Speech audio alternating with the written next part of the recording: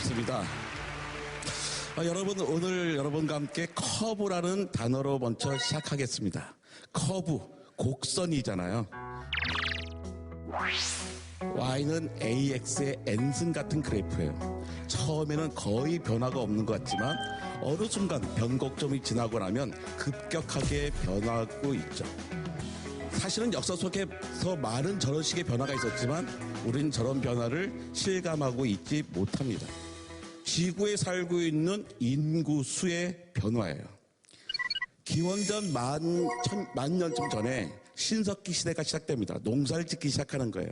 그때 지구 인구는 기껏해야 300만 명 정도였을 거라고 추정하고 있습니다. 근데 그래프가 변곡점이 없다고 생각해봤어요. 쭉 갔으면 지금 몇 명쯤 됐을까요? 기껏해야 10억 명이 안 됐을 겁니다. 6억 명, 7억 명에 불과했을 거예요. 근데 어느 순간에 변곡점이 생겼죠. 그 변곡점이 일어난 때는 산업혁명이 일어났을 때입니다. 산업혁명과 함께 지구의 인구는 급격하게 늘어나요. 제가 태어날 때요, 지구의 인구는 35억 명이 채 되지 않았습니다. 지금 지구의 인구는요 75억 명이 넘어요. 제가 살아있는 동안에 지구 인구가 2배가 된 거예요. 학교 다닐 때 배웠어요. 정우야, 너가 살아있는 동안에 지구 인구가 2배가 된대. 배웠지만 실감하지 못했습니다. 저런 변화는 이제는 우리의 본성마저, 사람의 존재마저 바꾸고 있죠. 가장 확실한 예는 돈입니다. 우리 돈이 어떻게 벌고 있나 한번 볼까요? 서유럽의 GDP를 오늘날의 가격으로 환산하면 예수 시대에는 약 450달러쯤 했어요. 그러다가 산업혁명이 한참일 땐 1820년에는 1700달러를 넘었습니다. 꽤 많이 늘어난 것 같아요. 근데 1800년 동안에 겨우 2.5배 된 거예요. 그런데 2000년이 되면 17,000달러가 됩니다. 단 200년 동안에 14배가 늘어나요. 앞의 속도를 보고 뒤의 속도를 생각하면 안 되는 거죠. 저 변곡점이 언제인 줄 알면 우리는 금방 부자가 될 거예요. 변곡점 직전에 주식을 사면 되죠. 그런데 그건 아무도 몰라요. 경제학자들도 몰라요. 제 경제학자 친구들이 저보다 특별히 잘 살지 않거든요. 알았으면 그 친구들 부자가 됐겠죠. 지난 다음에는 그때 이런 일이 있었지, 그게 바로 변곡점의 전조현상이었어라고 이야기해 줄 뿐입니다. 이게 우리가 안타까운 점이죠. 하지만 중요한 건 하나입니다. 세상이 변하는 것은 앞의 속도를 보고 짐작할 수 없는 기하급수적인 방법으로 변한다는 거죠. 변곡점이 있는 그 짧은 100년 동안에 지구에는 어마어마한 기술이 생겼습니다. 변화는 그야말로 도둑처럼 일어나요. 우리가 잠자고 일어나면 생겨났습니다. 1800년대에서 1900년도 옮겨오는 20세기 전에 100년 사람들이 크게 느꼈어요. 그리고선 크다는 변화가 없는 것처럼 또 왔습니다. 또 한 번의 변곡점이 생기는 것 같아요. 우리가 여러분이 바로 살고 있는 최근에 일어나고 있는 일들입니다. 최근 가장 중요한 사건이 뭡니까? 2016년에 우리나라에서 가장 중요한 사건이 있었어요. 바로 알파고 이야기예요. 2015년에 네이처지에 이런 표지가 실립니다. 스스로 학습하는 인공지능 소프트웨어가 비디오 게임에서 인간 수준의 수행 능력을 가졌다는 거예요. 네이처지는 정말로 어마어마한 잡지거든요. 과학자들이 저 잡지에 논문을 하나 쓰는 게 평생의 소원인 거예요. 근데 거기에 표지를 실렸어요. 그 어마어마한 일이죠. 도대체 어떤 일이길래, 어떤 인공지능이길래 네이처지에 표지를 장식할 수 있었을까 찾아봤습니다. 되게 어처구니 없는 거였어요. 벽돌 깨기입니다. 여러분 혹시 이런 게임 해보셨어요? 예, 너무 단순한 거예요. 8살짜리 꼬마에게요, 저 벽돌 깨기 게임을 주고 10분만 주면 능숙하게 해요. 그런데 이 게임에서 제일 좋은 전략은 뭘까요? 한쪽 벽에 구멍을 뚫어가지고 뒤로 내보내는 거예요. 그 뒤에서 혼자 막 부서지게 하는 거예요.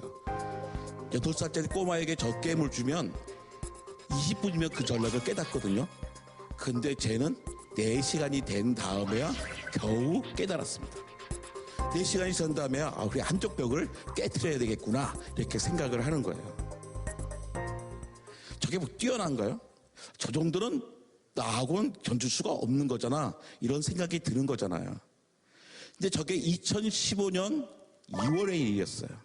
그런데 거기서 때부터 단 11달 후에 똑같은 잡지에 또 하나의 논문이 실립니다. 바로 알파고예요. 여러분, 벽돌 깨기하고 알파고하고 같은 수준인가요? 천지 차이잖아요. 근데 거기까지 채 1년이 걸리지 않은 거예요. 벽돌 깨기 논문이 네이처지에 실린 데에서 알파고가 실린 데까지. 더 놀라운 이야기 해드릴까요? 벽돌 깨기 논문을 쓴 사람과 알파고 논문을 쓴 사람이 같은 사람입니다. 어느 순간에 변곡점을 찾고 나니까 변화가 엄청나게 빨리 온 겁니다. 2016년 3월 9일 처음으로 알파고와 이세돌이 붙었습니다. 알파고가 이겼어요. 많은 사람들이 이날이 역사에 남을 날이라고 생각했습니다. 야, 인공지능이 사람을 꺾은 최초의 날이야 그랬어요. 근데 그 다음 날도 인공지능이고 그 다음 날도 인공지능이 이깁니다. 역사에 남을 날은요, 그 다음입니다. 2016년 3월 13일에 이세돌 구단이 알파고를 이기죠. 2016년 3월 13일은 인류가 인공지능을 이긴 마지막 날로 기억될 겁니다. 그 다음에는 단 한 번도 사람이 인공지능을 이겨보지 못했어요. 2015년 10월에 알파고 판이 유럽 챔피언 알파고 판 웨이를 2대0으로 이겼습니다. 그리고 2016년 3월에 알파고 리가 이세돌 구단을 4대1로 이겼어요. 그리고 2017년 5월에 세계 챔피언 커제를 알파고 마스터가 3대0으로 이겼습니다. 근데 저 알파고 판, 알파고 리, 알파고 마스터는 모두 다 사람에게 배운 인공지능입니다. 사람의 바둑을 배운 거였어요. 그리고선 알파고는 바둑에서 은퇴를 선언했습니다. 그런데 알파고 제로라는 친구가 등장했어요. 2017년 10월입니다. 이 알파고 제로는 사람에게 배우지 않았어요.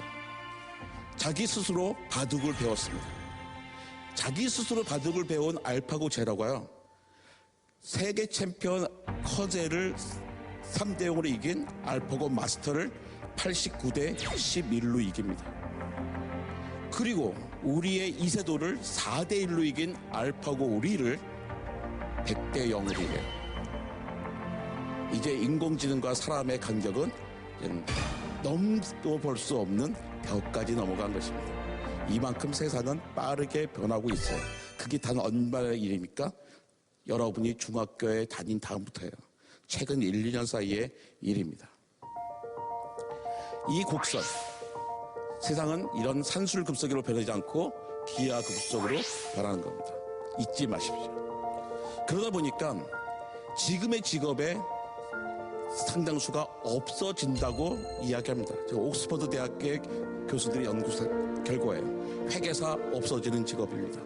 비행기 조종사 없어지는 직업이에요. 지금도 비행기 조종사 어떡합니까? 뜰 때 내릴 때만 하고 날아다닐 때는요, 수십 년 전부터 인공지능이라는 말이 채 나오기 전부터 자동항법 장치로 달리고 있었습니다. 어떤 직업이 생기고 어떤 직업이 남아있을지 잘 몰라요. 지금의 눈으로 보면 안 되는 겁니다. 이런 와중에 2017년 10월 달에 네이처지 표지입니다. 직업의 미래라는 특집을 다뤘어요. 직업이 인공지능과 로봇 시대에 어떻게 변할 거냐는 거죠. 여기서 되게 긴 기사인데요. 간단하게 줄이면 한 문장입니다. 현재 초등학교에 다니고 있는 학생들은 65%는 지금 없는 직업에 종사하게 된다는 거예요. 전혀 새로운 직업이 생긴다는 겁니다. 뭐가 생길지 몰라요. 왜? 우리 미래에 가보지 않았기 때문이죠. 지금의 직업에 상당히 많은 것들은 사라지고 없을 겁니다. 근데 이런 와중에 우리가 우리의 장래를 결정하는데, 우리의 꿈과 미래를 결정하는데 어머니 말을 잘 들으면 어떻게 될까요? 어떤 어머니도 우리가 잘못되기를 바라시는 어머니들은 없어요. 우리를 위해서 정말 심사숙고해서 말씀을 해주실 것입니다. 그런데 그 심사숙고한 말을 정말 착해. 우리 너무 착해서 엄마 말 잘 들어버렸어요. 어떻게 될까요? 정답입니다. 망해요. 엄마 말을 잘 들으면 망합니다. 하지만 엄마하고 싸우려고 하지 마세요. 엄마 말씀하시면 들으십시오. 흘려 들으세요. 거기에 매몰되지 마십시오. 우리가 어디에 살고 있습니까? 저 평평한 때에 살고 있나요? 아니면 수직으로 올라가는 시대에 살고 있나요? 그렇죠. 평평하던 시대에는요, 부모님뿐만 아니라 할아버지, 증조할아버지 삶의 지혜가 내 삶에 도움이 되었습니다. 왜냐하면 같은 시대에 살았기 때문이에요. 그때는 변화가 하나도 없었어요. 생각해 보시면 돼요. 여러분 국사 시간에 어떤 시험을 보나요? 생각해 보세요. 삼국시대, 고려시대, 조선시대의 차이에 대해서 물어봐요. 군역제도가 어떻게 바뀌었는지, 조세제도, 대학교 이름, 농사책, 어떤 작물 키웠는지, 관직 이름 이런 거 배우잖아요. 똑같아요. 같은 세트장에서 삼국시대 찍고 고려시대 찍고 조선시대 찍어도 돼요. 창틀만 발각형, 네모 동그라미를 바꿔주고 옷만 좀 바꾸면 세상이 바뀌었구나 하고 알고 있는 거죠. 그런데 지금은 그렇지 않잖아요. 지금은 급격하게 변할 때는요, 증조할아버지, 할아버지는커녕 부모님의 삶의 지혜도 내 삶에 별로 도움이 안 될 수가 있습니다. 물론 정직해야 된다. 거짓말하면 안 돼. 부지런해야지. 어려운 사람들 도와줄 줄 알아야 돼. 잘 때 꼭 이빨 닦고 자라? 이런 거 말고요. 전공과 직업에 대해서는 도움이 되지가 않습니다. 왜냐하면 전혀 다른 시대에 살기 때문이죠. 이렇게 이야기하니까 어떤 청년들이 이야기하더라고요. 그렇다면 앞으로 세상이 어떻게 될지 모르니까 난 고민하지 않고 내가 좋아하는 일만 하면 되겠네 하고 그래요. 더 망하는 지름길입니다. 좋아하는 거 하는 거 아닙니다. 많은 사람들이 저에게 묻습니다.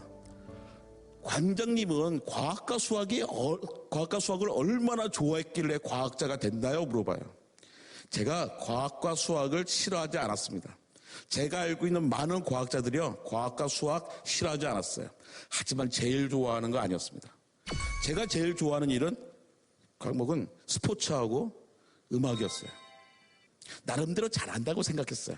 물론 그때는 몸매가 이러지 않고요, 거의 완벽한 그랬습니다. 근데 여러분 생각해 보세요. 만약에 제가 과학자가 되지 않고 운동선수나 가수가 됐으면 어땠을까요? 솔직히 말씀해 보세요. 잘했을까요? 아닙니다. 저는 생각을 바꾼 걸 잘했다고 생각해요. 제가 과학자가 된 이유는 과학과 수학이 제일 좋아서가 아니라 과학과 수학을 남들보다 좀 잘했기 때문입니다. 제가 잘하는 걸 직업으로 찾고 나니까 제가 좋아하는 거를 취미로라도 할 수 있게 되더라고요. 여러분이 찾아야 될 게 이런 것 같아요. 내가 무엇을 좋아하는가 보다 더 중요한 게 있습니다. 자기가 뭘 좋아하는지 솔직히 다 아시잖아요. 내가 뭘 좋아하는지 모르는 사람 있나요? 다 압니다. 근데 더 중요한 건 내가 뭘 잘하는가를 찾아내는 것 같아요. 근데 내가 뭘 잘하는가는 찾아내기가 쉬운 일이 아닙니다.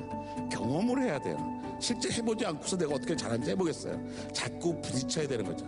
부딪히는 방법은 여러 가지가 있습니다. 찾아가서 하는 걸 보는 수도 있고, 인터뷰를 해서 만나보는 수도 있고, 정 안 되면 책에서 대신 경험할 수도 있는 것 같습니다. 난 그 꿈을 어떤 순간에 내가 당장 고등학교 1학년 때 30년 뒤의 미래를 정할 수 없다고 생각해요. 하지만 오늘 내가 하고 싶은 거는 있을 수 있을 것 같아요. 여러분 내비게이션 알잖아요. 자동차 내비게이션을 딱 킵니다. 그러면 내비게이션 켰다고 맨날 집 잘 찾아가는 거 아니에요. 꼭 잘못 지나치고 막 그래요. 하지만 내비게이션을 켜놓고 있으면 언젠가는 그 자리에 도착합니다. 여러분의 오늘 꾸는 꿈이 10년 뒤의 꿈, 20년 뒤의 꿈이 아닐 수 있어요. 하지만 오늘 꿈이 있으면 적어도 오늘만큼은 거기를 향해서 움직이겠죠. 꿈이 바뀌었어요? 또 딴 데로 움직일 겁니다. 생명이란 것은 끊임없이 움직이는 거거든요. 여러분이 살아있다는 것을 증명하시고 싶으세요. 그러면 결론은 아니더라도 오늘의 꿈을 가지면 저절로 살아있게 될 겁니다. 거제의 여러분 반갑습니다. 고맙습니다.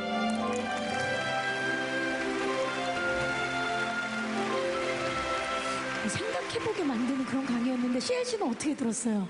저는 일단 엄마 말을 듣지 마라. 이게 너무 충격이었어요. 그래서 보통 이제 어른분들은 말 잘 들어라라고 말씀하시잖아요.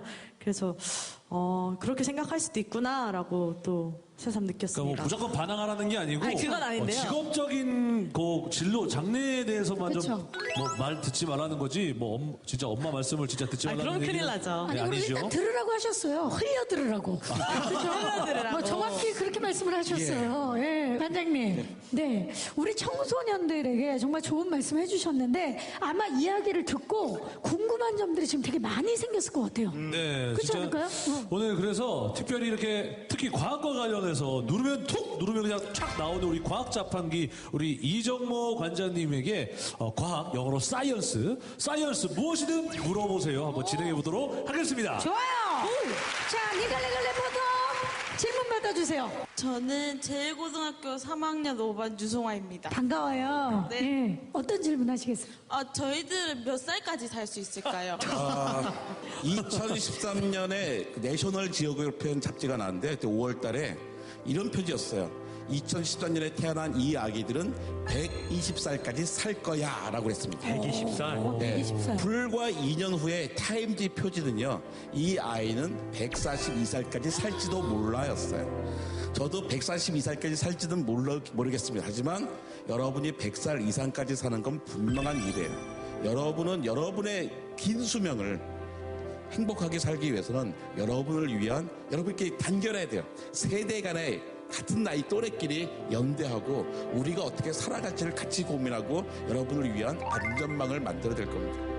그래서 어떤 개인의 스펙뿐만 아니라 세상을 보는 방법에 대한 흔히 말하는 인문학적인 성찰을 그 누구보다도 갖춰야지만 되는 세대인 것 같아요. 책 많이 읽으셔야 되고요. 바로 옆에 있는 친구를 자기처럼 사랑해야 됩니다. 그래야 옆에 있는 친구 자기처럼 자기를 사랑할 거 아니에요? 그래야 여러분이 그 수명을 행복하게 살 수 있을 겁니다. 제가 공상과학 영화를 정말 좋아하는데 이 공상과학 영화 주제들 중에 빠지지 않는 게 외계인이잖아요. 예. 이게 외계인이 진짜로 존재하는지가 정말 궁금합니다. 정말 해맑게 물어보네요. 예. 저는 이렇게 큰 우주에 우리만 있을 거라고 생각하지 않아요. 왜 드레이크 방정식이라는 공식이 있는데요. 아무리 보수적으로 변수를 넣어도 우리 정도의 지적 생명체가 살 수 있는 곳은 아마 이 우주에는 수천억 군데가 있을 겁니다. 하지만 우리는 절대로 만나지를 못해요. 왜? 너무나 멀리 있기 때문입니다. 그들이 아무리 뛰어난 과학과 기술이 있다 하더라도 과학 법칙을 뛰어넘을 수는 없습니다. 물리 법칙을 뛰어넘을 수는 없어요. 빛보다 빠를 수는 없거든요. 그래서 만날 수는 없습니다. 하지만 어딘가는 있어요. 그래서 우리가 신호를 보내잖아요. 그들의 신호를 받으려고 하고요. 그러니까 우리는 우주 속에서 결코 외롭지 않지만 우리는 그들을 결코 만날 수가 없습니다. 그러니까 외계인을 찾지 말고 옆에서 친구를 찾으십시오. 다시 한번 멋진 답변을 해주신 우리 이정모 관장님께 큰 박수 보내주시기 바랍니다. 감사합니다.